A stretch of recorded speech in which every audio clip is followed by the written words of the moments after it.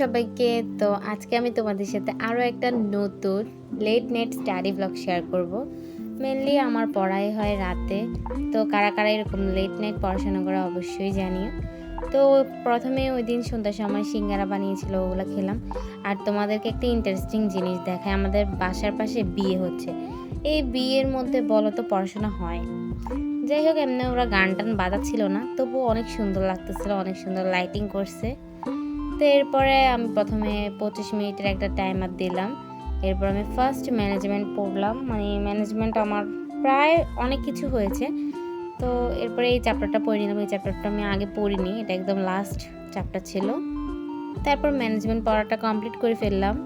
এখন যাই পড়ি না কেন মনে হচ্ছে যে আমি কিছুই পারি না, কিছুই মানে মনে হচ্ছে কিছুই মনে থাকে না। পরীক্ষাতে যে কি হবে ভয় লাগতেছে অনেক।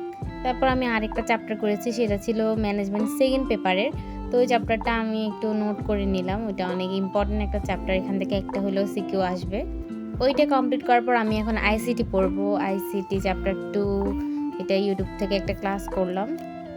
এই ক্লাসটা করেছি বিকজ আমার একদমই ধারণা ছিল না, আর এই অধ্যায়টা অনেক বেশি বড়, এতগুলো টপিক মনেই থাকে না। এখনও আমি আবার ভুলে গিয়েছি।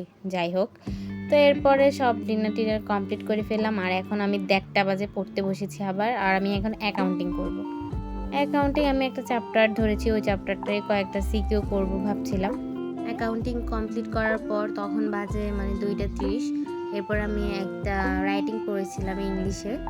তো এভাবেই আমি আজকে আমার পড়া কমপ্লিট করলাম। ইংলিশে আমি শুধু একটা স্টোরি পড়েছিলাম। তো এরপরে শেষ। আর তখন একদম 3টা বেজে গিয়েছে। আর আমার এত ঘুম আসে, মানে আমি দিনেও পড়তে পারি না, আবার রাতে যখন পড়তে বসি তখনও ঘুম আসে, কি একটা অবস্থা। তো ব্লগটা ছিল এতটুকুই। Thanks for watching. দেখা হবে তোমাদের সাথে নেক্সট কোনো ব্লগে।